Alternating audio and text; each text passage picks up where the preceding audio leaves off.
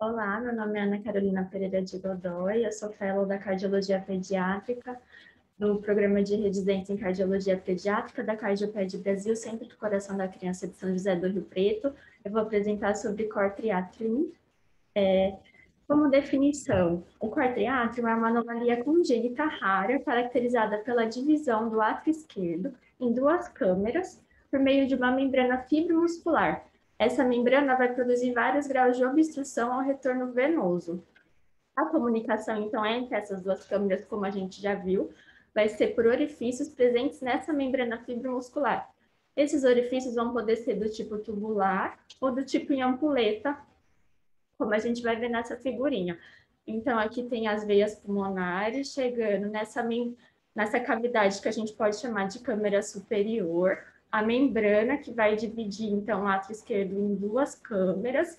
Aqui essa membrana vai ter os orifícios que vão permitir o retorno do sangue dessa câmara superior para o átrio esquerdo propriamente dito. Conforme visto nessa figurinha também, e isso vai dificultar esse retorno pulmonar, como a gente já vai ver mais para frente. De epidemiologia, é uma cardiopatia congênita rara, a incidência é de 0,2 a 0,4%, a etiologia é desconhecida, existem várias teorias, como eu vou falar agora mais para frente, mas a princípio é desconhecida. A proporção entre os sexos masculino e feminino é de 1,5 para 1, então é mais predominante no sexo masculino, a princípio, com pouca diferença. Embriologia. Aqui eu vou falar a formação normal, para depois falar a formação alterada no cor triátrico. Então, a formação pulmonar do tronco pulmonar comum vem de uma evaginação do átrio esquerdo. Então, o que acontece? O leito pulmonar vai ser drenado pelas 4 veias, conforme a gente viu na figurinha prévia, junto com plexos esplânicos, que dentro da veia pulmonar comum, que se originam dessa evaginação do átrio esquerdo, conforme eu disse. Com o desenvolvimento, essas conexões venosas primitivas vão desaparecendo e a veia pulmonar comum vai se incorporar a esse átrio esquerdo e as veias pulmonares direita, esquerda, superior e inferior vão se conectar de forma independente e definitiva. No caso do cor triátrico, a teoria mais bem aceita é uma falha de incorporação dessa veia pulmonar comum no átrio esquerdo. Então, forma-se uma estenose na conexão da veia pulmonar no átrio esquerdo. Essa veia vai permanecer, deixando de ser transitória. Com essa estenose, a gente vai ter uma dilatação desse tronco pulmonar comum, gerando essas duas câmeras, a câmara superior ou acessória e a membrana, que vai se comunicar direto com o átrio esquerdo verdadeiro. Aqui, a fotinho da embriologia. Então, aqui tem o tronco pulmonar comum, né? Que tem essas conexões dos plexos esplânicos. Pela estenose da região, vai permanecer esse tronco com as veias pulmonares comuns. Então, formando um cor triátrico. De morfologia, né? O compartimento superior pode ser chamado de compartimento superior ou câmara acessória mesmo, vai receber, como a gente já viu, as 4 veias pulmonares e vai ser chamado de tronco pulmonar comum. O compartimento inferior vai ser o átrio esquerdo verdadeiro, que vai conter o apêndice atrial e a válvula mitral. A comunicação, como a gente já viu, entre uma câmara e outra, vai se fazer por um ou vários orifícios nessa membrana. Esses orifícios vão variar de tamanho, de 3 a 10 milímetros, e como a gente já viu, a comunicação por esse orifício pode ser do tipo tubular ou em ampuleta. Microscopicamente, isso vai gerar uma obstrução ao fluxo venoso, que vai levar a edema pulmonar, né, como vai retornar o fluxo, e hemorragia intraalveolar. Vai gerar, então, uma hipertrofia das veias pulmonares e dilatação do sistema linfático. O cor triátrico é muito importante ser diferenciado do anel supravalvar mitral estenótico. Então, a gente tem que ver onde está essa membrana fibromuscular. No cor triátrico, ela vai estar acima da válvula mitral e do ósseo do apêndice atrial esquerdo. No anel supravalvar mitral, a localização é superior à válvula mitral e vai se encontrar entre o ósseo do apêndice atrial esquerdo e as veias pulmonares. Então, aqui tem o cor triátrico, né? Como a gente já viu, as veias pulmonares, a câmara acessória, a membrana, que vai um orifício de drenagem para o átrio esquerdo. E aqui a válvula supermitral, que está bem próximo ao átrio esquerdo e não faz essa câmara acessóriazinha. Tem diversas variantes do cortriátrium. A primeira figurinha é o cortriátrium clássico. Então, a gente tem as 4 veias pulmonares, superior e inferior, drenando nessa tronco pulmonar comum ou câmara superior, passando pela membraninha e indo para o átrio esquerdo. Na figura B, além dessa estrutura citada no quadro A, a gente vai ter uma comunicação entre o átrio esquerdo e o átrio direito. Então, o fluxo vai poder drenar por esse sistema e por esse lado. Na figura C, a gente continua tendo as 4 veias pulmonares no átrio esquerdo, que drenam pela membrana, e também podemos ter um caminho pela veia vertical para a veia iluminada drenando para o sistema venoso.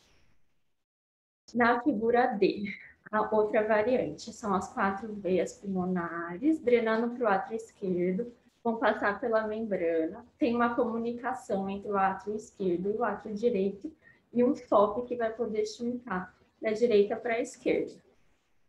Outra variante é a figura E, mesma coisa, chegam as 4 veias pulmonares nessa câmara superior, vão drenar por meio de uma veia vertical, que vai drenar pelo sistema hepático. Aqui são as formas subtotais, que eu vou começar a falar. Então, nessas formas, a gente tem as veias pulmonares esquerdas chegando de forma correta ao átrio esquerdo, e as veias pulmonares direitas vão drenar numa cavidade, que é a câmara superior, que vão passar o sangue por meio dessa membrana. Aqui nesse caso, a gente tem que as veias pulmonares esquerdas têm uma conexão anômala e não estão conectadas diretamente ao átrio esquerdo.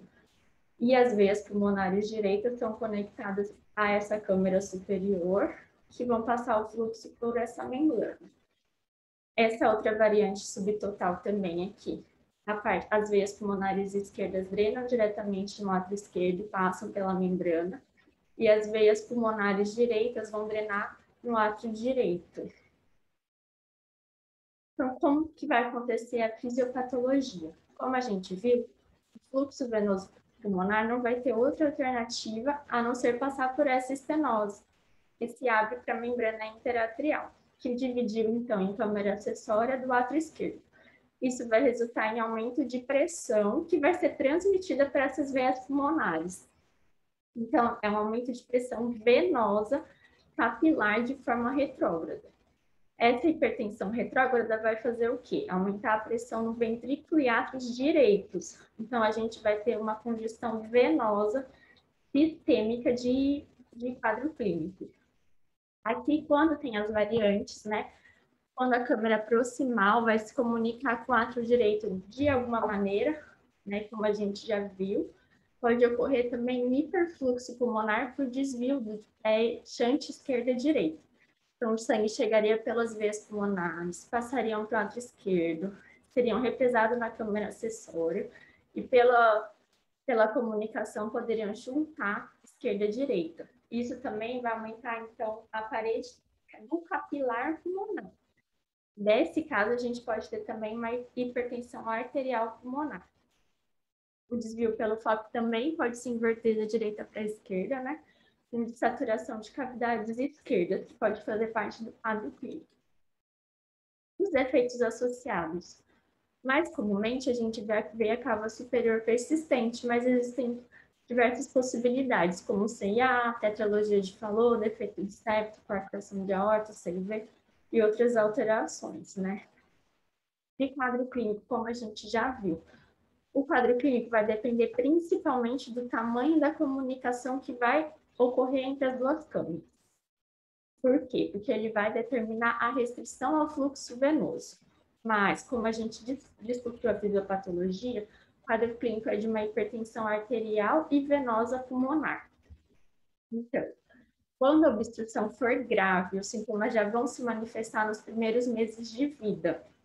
Nos casos menos graves de obstrução, os sintomas podem aparecer na idade pré-escolar ou até na segunda ou terceira década de vida, quando vão apresentar um quadro de hipertensão venosa pulmonar. Essa restrição do fluxo venoso de átrio esquerdo e, consequentemente, ventrículo esquerdo vai ocasionar sintomas graves de baixo débito, podendo evoluir para falência cardíaca, né? Com hipertensão venosa pulmonar retrógrada, como a gente já viu. Então, o que isso vai gerar nessas crianças? Dificuldade de mamar, infecção de repetição, pneumonias, né?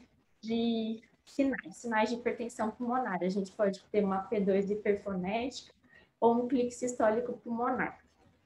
Além disso, dispneia, taquipneia, os estertores em base, né, da congestão pulmonar, o sopro sistólico é inespecífico, em geral a gente tem essa P2 hiperfonética, né, principalmente na área pulmonar.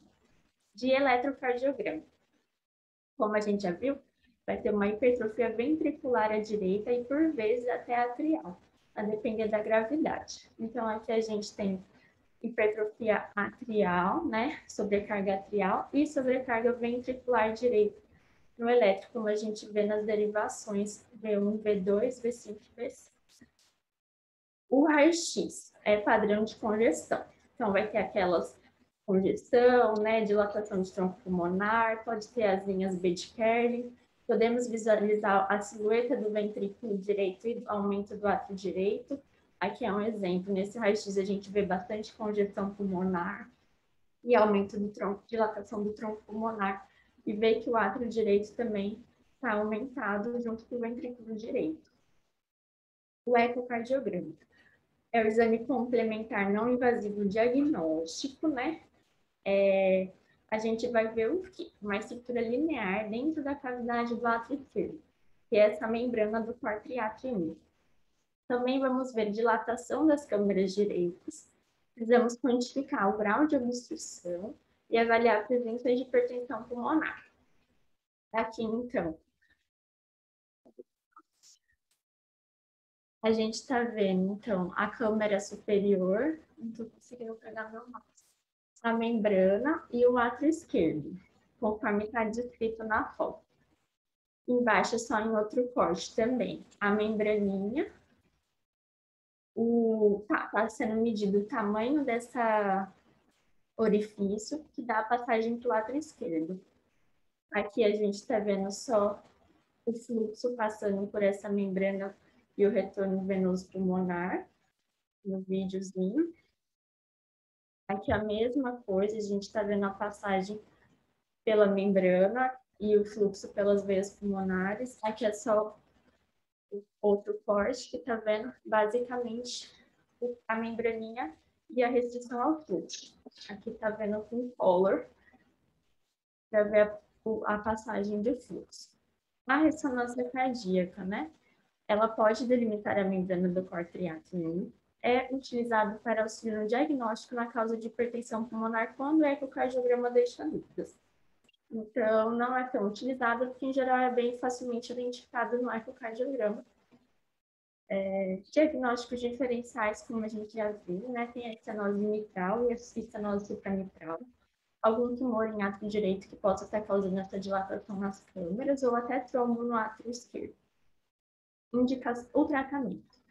O tratamento, em geral, né, é cirúrgico. As indicações são uma comunicação restritiva vai resultar em necessidade de operação de urgência. Como a gente já viu, dependendo da restrição, os sintomas são precoces, causando uma falência cardíaca que vai necessitar essa cirurgia de urgência. Os sintomas são de baixo débito, né, principalmente nos primeiros meses de vida, associado a esse quadro de hipertensão venosa pulmonar retrógrada, que também indica correção cirúrgica imediata. A comunicação proximal com o átrio direito pode produzir hiperfluxo pulmonar, que também vai requerer correção cirúrgica, né, imediata. A técnica cirúrgica, geralmente, né, existem várias técnicas. Feita uma incisão pelo átrio direito, vai expor a comunicação interatrial, visualizar as veias pulmonares, a membrana e o orifício de comunicação entre a câmara acessória e o átrio esquerdo verdadeiro. Vai ser feita a ressecção total da membrana, né, com cuidado para preservar a válvula mitral e a parede atrial esquerda, e a comunicação interatrial vai ser fechada por sutura direta.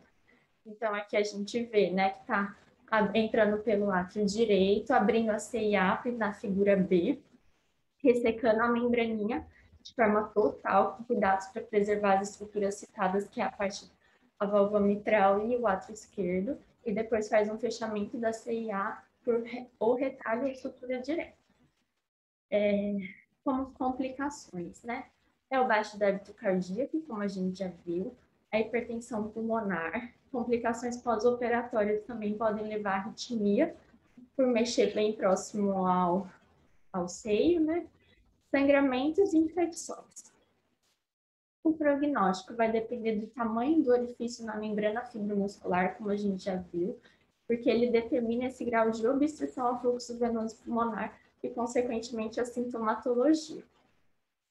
Como foi exposto, os sintomas nos primeiros meses de vida vão significar uma provável comunicação restritiva com necessidade cirúrgica de urgência. Sem o tratamento cirúrgico, em geral, essas crianças vão evoluir para o óbito por sinais de baixo débito mesmo. Os casos menos graves, né, que o comportamento se dá por hiperfluxo pulmonar, que é aqueles que a gente diagnostica na adolescência ou até na vida adulta, né, é o que eu falei. Também vai ser indicado a correção cirúrgica, mas acaba sendo indicado mais para frente. Após a correção cirúrgica, o prognóstico é bom e esses pacientes costumam evoluir bem. É isso. Muito obrigada.